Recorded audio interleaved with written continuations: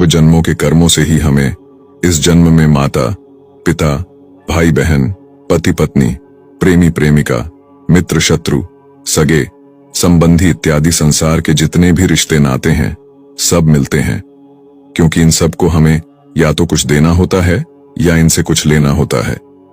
संतान के रूप में कौन आता है?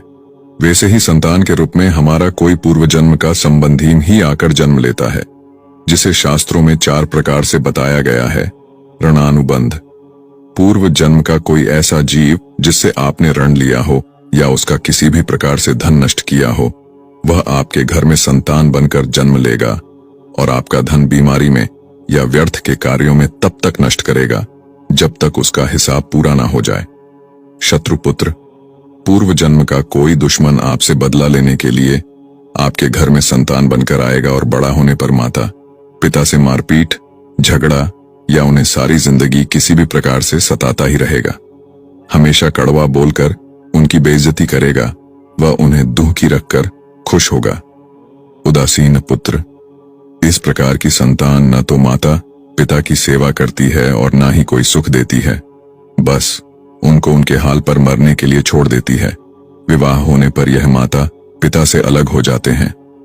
सेवक पुत्र, पूर्व जन्म में यदि आपने किसी की खूब सेवा की है तो वह अपनी की हुई सेवा का आरण उतारने के लिए आपका पुत्र या पुत्री बनकर आता है और आपकी सेवा करता है।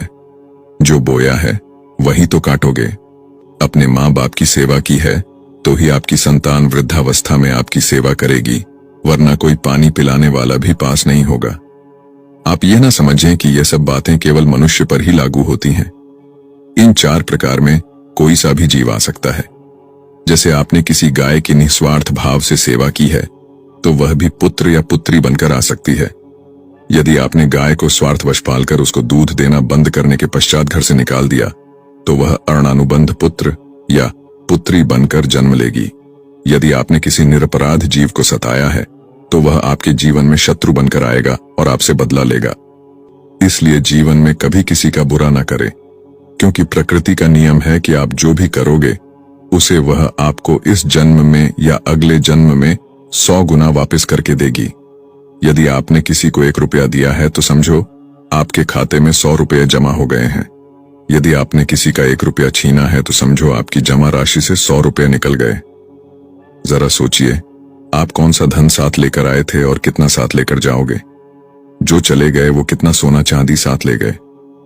मरने पर जो सोना चांदी धन दौलत बैंक में पड़ा रह गया, समझो वो व्यर्थ ही कमाया। औलाद अगर अच्छी और लायक है तो उसके लिए कुछ भी छोड़कर जाने की जरूरत नहीं है, स्वयं ही सक्षम हो जाएगी आजीविका के लिए। और औलाद अगर नालायक है तो उसके लिए जितना मर्जी धन छोड़कर जाओ, वह चंद दिनों में सब बर्बाद करके ही चैन लेगी। मैं, मेरा, तेरा और सारा धन यहीं का यहीं धरा रह जाएगा, कुछ भी साथ नहीं जाएगा। साथ यदि कुछ जाएगा भी तो सिर्फ नेकियां ही साथ जाएंगी। इसलिए जितना हो सके नेकी करो, सत्कर्म करो।